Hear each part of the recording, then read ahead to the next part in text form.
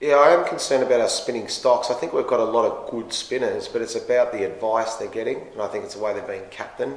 I think tactically it's really important that they are appreciated, and we've got to understand also that if they get whacked around a bit, it's okay. You just got to be patient with a few of these guys. I think there's too much expected of the spinners straight away. They come in and they expect them to take 5 for 50 off 25 overs. Well, 4 for 80 off 20 is not bad either. You know, a 3 for 80 is okay. So I just think that there's so much things about runs, that they're losing the art of setting somebody up in the longer form of the game, because there's so much 2020 and shorter versions of the game. I'd like to see us identify a few good spinners and say, rightio, you guys are going to play 10 domestic shield games and you're going to learn how to bowl in 4-day cricket. And the wickets are also super important. There's been, in the last 2 years, or 3 years probably, a lot more grassy sort of wickets. And I think that's good to have a bit more contest between bat and ball with the quickies rather than just roads. But I still think we need to make sure that they deteriorate the wickets.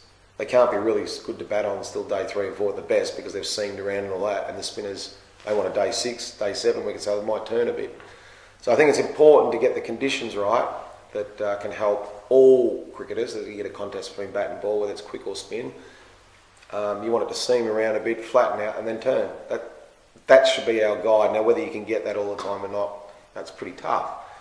But I think most of the groundsmen are good enough that they can get that if they want that. And I think most of the groundsmen have to think about the betterment of Australian cricket and not just what suits South Australia or what suits Queensland or what suits... There's a bigger picture than just that. It's the development of players, learning in different conditions, and actually encouraging all the players that they can actually put their case forward to say, look, I'm doing okay.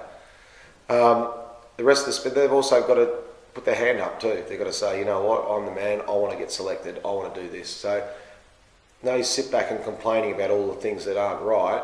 Also got to grab your opportunity when you can and say, you know what, I am the man and I want to be the man, and I'll show you. So there's got to be a bit of that too. So I think if we get all that right and you put that into the mix, I think you'll see some good spinners come through. And the other thing is, with leg spinners, it's bloody difficult.